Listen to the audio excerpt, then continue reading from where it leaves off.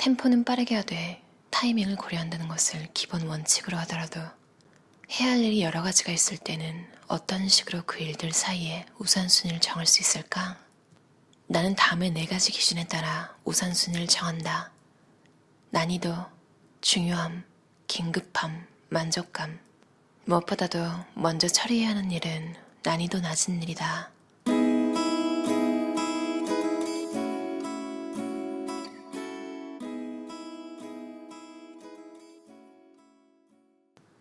일의 개수를 줄이는 것이 최우선이다. 쉽기도 하지만 시간이 적게 걸리는 일을 가장 우선순위에 두고 처리해야 한다. 시간 관리는 해야 할 일의 개수가 많고 그에 따라 심적인 압박감을 느끼는 상황에서 특히 의미가 있는데, 이렇게 난이도가 낮은 일을 먼저 처리하면 일의 개수 자체가 줄어 일의 효율이 단숨에 증가한다. 이를 위해 나는 먼저 일의 개수부터 센다. 본래 어떤 일이 주는 압박감이나 공포감 같은 것들은 추상적이기 때문에 더 크게 느껴진다. 따라서 실제로 해야 할 일들의 목록을 만들고 그 숫자를 구체적으로 세워보면 그 일이 주는 위압감에서 많이 벗어날 수 있다. 이 과정에서 종이에 적어보거나 아니면 컴퓨터 혹은 핸드폰을 사용해 이미지 파일이나 엑셀로 정리해보는 것도 좋다.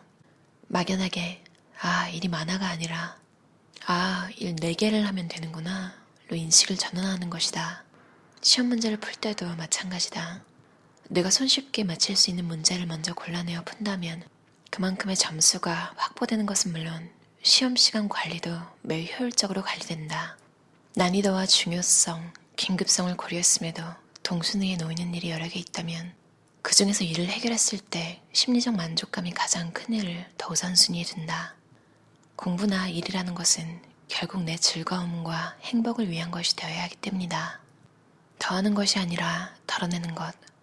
점검 과정에서의 정리는 한 번 더 불필요한 정보를 걸러내고 지우는 방식으로 이루어져야 한다. 평가 과정을 미리 상정해서 필요한 정보들을 꺼내서 보는 연습을 하고 불필요한 정보를 지워나가는 것이다. 내가 알고 있는 한 사법시험 합격자는 시험 막바지에 불필요한 내용을 화이트로 지워가며 공부를 했다고 한다. 예상 아웃풋과 관련이 없는 정보를 최대한 지울 수 있는 만큼 지우는 게 중요하다. 가장 쉽게 자주 접하는 곳을 정리하라. 바탕화면이나 잠금화면을 적극적으로 활용하라고 권하고 싶다. 내가 공부해야 할 내용들, 습득해야 할 내용들을 이미지로 만들어 언제나 가장 쉽게 접근할 수 있고 가장 빈번하게 접근하는 곳에 심어두는 것이다. 집중을 잘하기 위해서는 무엇보다도 목표가 분명하고 단순해야 한다. 막연한 목표는 달성하기 힘들다. 목표에 대한 확신이 없고 목표를 의심하는 사람은 집중할 수 없다. 집중력이 안 좋다는 것은 지금 뭘 해야 할지 모른다는 것. 방해 요소를 제거하라. 외적인 요소로 방해가 되는 것은 무엇보다도 공부 장소와 환경이다. 공부를 방해하는 외적 요소들을 확실하게 제거해야 내 정신이 다른 곳으로 분산되지 않는다. 집중을 해서 처리해야 하는 일이 있을 때는 반드시 스마트폰을 멀리해야 한다. 몸이 멀어지면 마음도 멀어진다는 말은 어디에나 진리다. 무엇이 더 중요한 일인지에 대해서 냉정하게 판단하고 그렇지 않은 것들, 방해되는 것들은 엄격하게 제거해야 목표를 달성할 수 있다. 입력과 동시에 정리하라. 정리는 지식의 입력 순간부터 그 입력된 지식을 출력하여 사용해보고 점검하는 전체 과정에 있어 지속적으로 이루어져야 한다. 즉 정리의 시작점은 지식을 입력하는 그 순간부터라는 것이다. 어떤 부분을 정리해야 할까? 해답은 책에는 나와 있지 않은 것이다. 책이라는 텍스트 파일은 강의라는 음성 파일이 중첩되지 않도록 미리 분별을 해두는 것이다. 책에 나오는 것들을 다시 읽는 과정에서 에너지를 소모하지 않는 것이 좋다. 에너지와 시간은 한정되어 있기에 이 부분에서 가장 중요한 것은 지식의 중복을 막는 것이다. 일본에는 학창시절부터 모든 시험에 1등을 한 공부계의 전설이 있다. 야마구치 마유라는 일본의 변호사인데 그분이 쓴 책에 이런 취지의 말이 나온다. 수업 시간에 열심히 듣고 필기하는 것은 사실 선생님에게 잘 보이기 위한 행동에 불과하다. 나는 이 말에 전적으로 동의한다. 책에 나오는 말을 불필요하게 다 필기하는 사람들이 있었다. 하지만 그것은 정리라는 과정의 중요성을 인식하지 못했기 때문에 불필요하게 에너지를 낭비하는 것에 불과하다. 이런 정리 습관은 토론이나 회의, 대화에서 상대방의 말을 정확하게 이해하는 데 있어서도 큰 도움이 된다. 나는 대화를 할 때 항상 상대방의 말을 요약해서 듣는 습관을 가지고 있다. 수험 공부를 떠나 사람은 누구나 좀 더 나은 나를 만들고 싶은 욕구를 갖고 있다. 학창 시절에 그토록 싫어했던 공부에 왜 사람들은 여전히 관심을 갖는 것일까? 바빠서 귀찮아서 쉬고 싶어서 계속 미루다가도 자꾸 기웃거리게 되는 이유는 무엇일까? 바로 내적 발전 또는 성취 욕구가 제대로 충족되지 않아서다.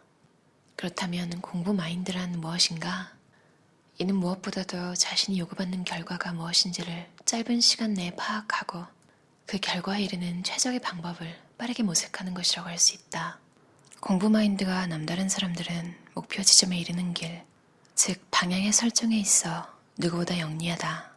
애초에 제대로 된 자신에게 가장 맞는 방법을 택하는 사람은 불필요한 경쟁이나 비교에 힘을 쏟을 필요가 없다.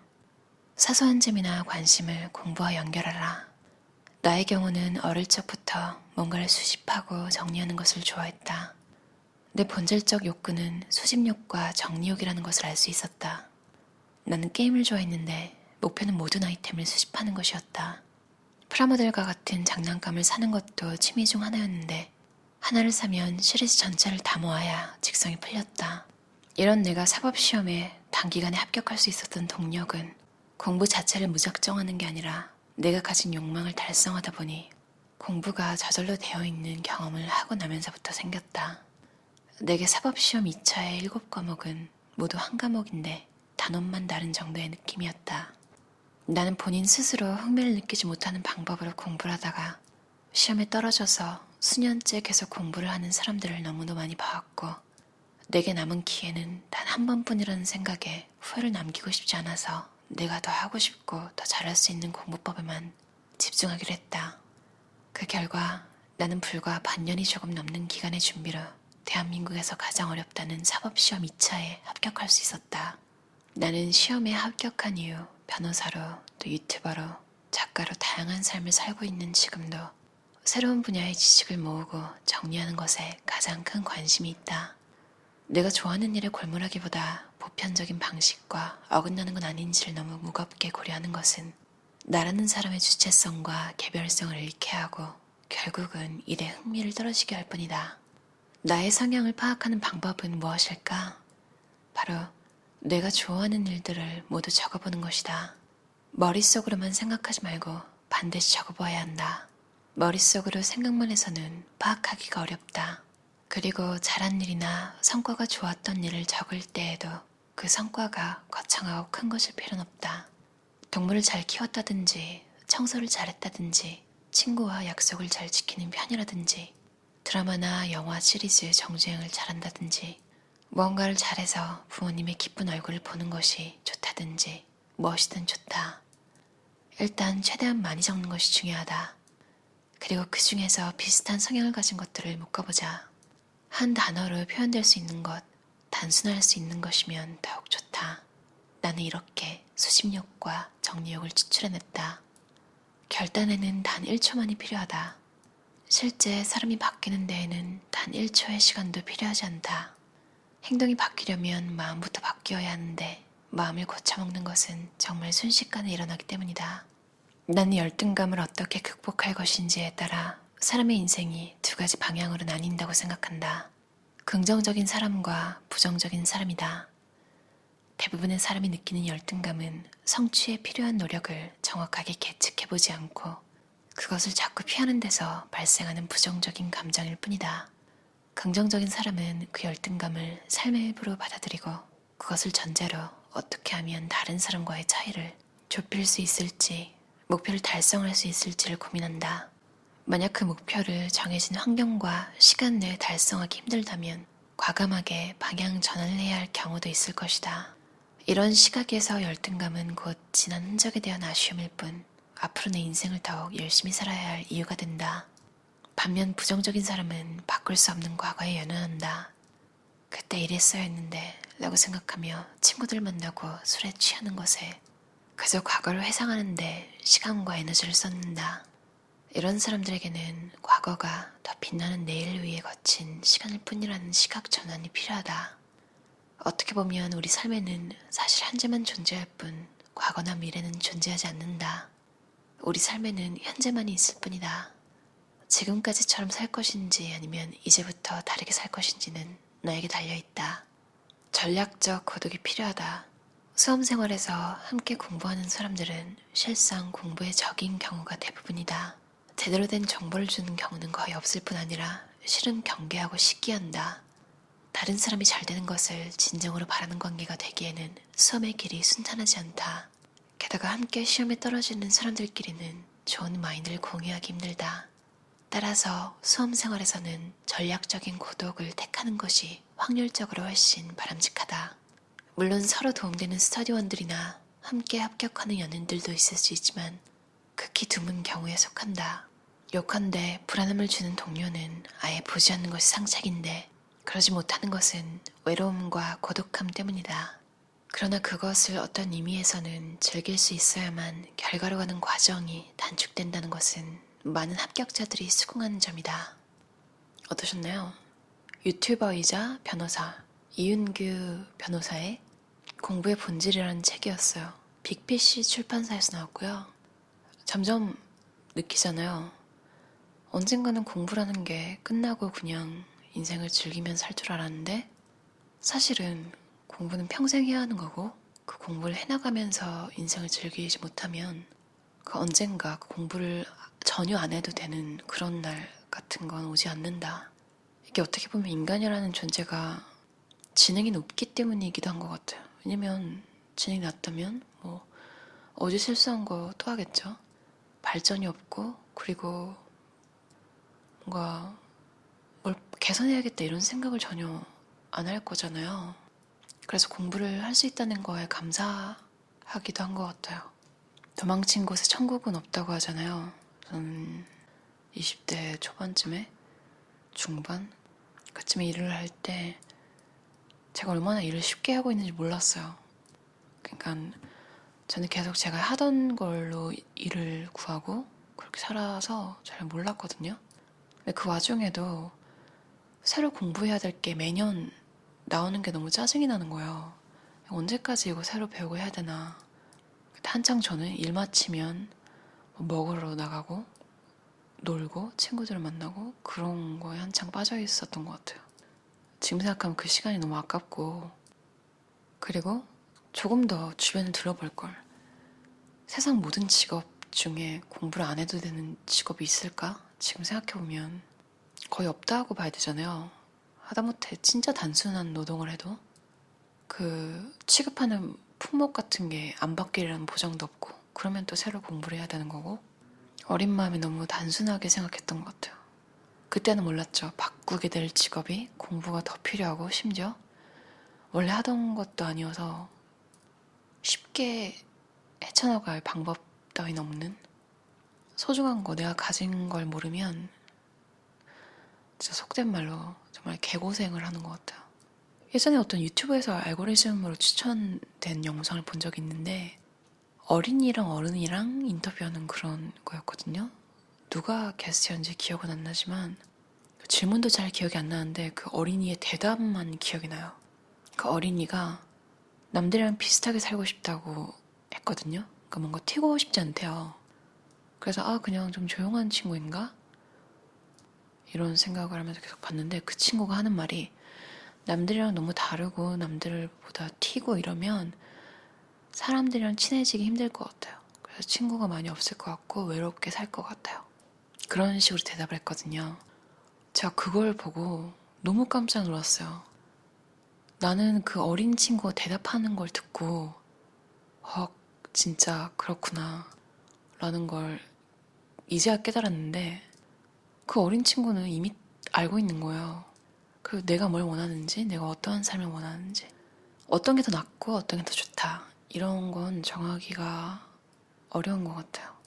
왜냐하면 그야말로 본인이 원하는 걸 해야 행복한 거잖아요. 이윤규 변호사도 정리 욕구와 수집 욕구 그걸 이용해서 공부를 했다는 게 진짜 대단한 것 같아요. 이분이 하신 말씀 중에 제일 기억에 남는 게 뭐냐면 아주 정확하진 않아요. 근데 그게 되게 인상 깊어서 항상 뭔가 공부를 해야 될 게 생기면 그분이 말하는 걸 생각하는데, 처음에 읽을 때는 뭐 공부를 한다고 생각하지 마라. 그냥 형광펜을 이용해서 줄을 긋는다는 느낌으로 그거에 집중해서 그냥 보는 거다. 진짜 신기한 게 공부를 해야 하는 게 있어서 공부를 해야겠다고 생각하면 하기 싫은데, 형광펜을 쭉쭉 긋는다 이런 생각하면 뭐 괜찮은데? 근데 그 읽으면서 줄 그으면서 공부를 하게 되잖아요. 그러니까 저도 좀 잘 맞았던 것 같아요. 제가 형광펜 줄 긋는 거 좋아해가지고 제 즐거움 중에 하나거든요. 쓰고 줄 긋고 이런 거. 여러분도 뭔가 여러분 성격에 잘 맞는 그런 걸 해야 하는 일과 결합시키면, 그리고 이분이 말씀하신 것처럼 난이도가 쉬운 것부터, 그건 그게 정말 맞는 것 같아요. 추상적으로만 생각하면 일이 막 터져 나갈 것 같거든요. 근데 사실 난이도가 낮은 것부터 이제 빨리빨리 적어가지고 해치워버리면 그걸 또 줄거워서 없애는 재미. 이 책 읽으면서 바로 움직여서 해결하려고 노력을 많이 했던 것 같아요. 전 헤비티카라는 투두리스트 앱을 쓰고 있었는데, 그 앱이 태스크를 추가할 때 팝업이 떠서 저장하는 형식이에요. 근데 그 팝업 하나 뜨는 그 과정이 저한테는 너무 큰 거예요. 너무 부담스럽고. 그래서 매일 똑같은 태스크만 거기 적고 이제 체크를 하는. 그래도 어느 순간 요즘에 되게 피곤하고 막 그랬는데, 작은 태스크 적고 치우는 그런 게 그 앱으로 뭔가 별로 선뜻 손이 안 가는 거예요. 그래서 좀 엉망이 된 부분이 있었는데, 이 책을 읽으면서 너무 단순해서 오히려 제가 삭제하고 안 쓰고 있던 앱이 생각이 나는 거예요. 미니멀리스트라는 앱인데, 그게 투두리스트 앱인데 그건 팝업이 안 뜨고 손가락을 이용해서 밑으로 당기면 글을 입력할 수 있어서 그런 식으로 추가하는 거였거든요. 그래서 그냥 앱을 하나 늘리는 게 좀 생각하다가 그냥 생산성을 높일 수 있다면 하자. 그래서 두 개를 같이 쓰기 시작했는데 저한테 잘 맞더라고요. 이 책에서 구체적인 목표가 없으면 안 한다. 이게 또 머리를 저를 띵 하고 치더라고요. 원래 알고는 있었는데 요즘 너무 좀 피곤해서 생각 못하고 있었어요. 그래서 미니멀리스트라는 앱을 이용해서 하다못해 지금 누워있는데 물을 마셔야겠다. 근데 뭐 정리도 해야 되고 다른 것도 뭐 해야 되고 이런 게 한꺼번에 막 떠오르거든요, 저는. 원래는 에너지가 있을 때는 파박 해버리는데 피곤할 때는 그런 머릿속에 생각만 계속 나고 점점 쌓여가는, 근데 몸은 안 움직이고 있는 그런 일이 계속 벌어지고 있었는데, 너무 신기한 게 이렇게 구체적으로 적고 나니까 적자마자 바로 일어나서 그걸 빨리 해버려요. 왜냐면 내가 그걸 체크를 할 수 있다는 걸 아니까. 전 좀 투두리스트가 짜라락 있고 그걸 체크해서 내가 이만큼 했다 이런 걸 보면서 좀 삶의 의미 이런 게 생기는 사람인 것 같아요. 포스트잇도 괜찮은 것 같고요. 여러분 성향에 잘 맞게 할 일을 좀 적어서 몇 개를 해야 되지? 오늘 할 일 몇 개지? 이렇게 생각해보는 것도 참 스케줄 관리에 도움이 되는 것 같아요. 그럼 오늘도 편안한 저녁 시간 보내세요.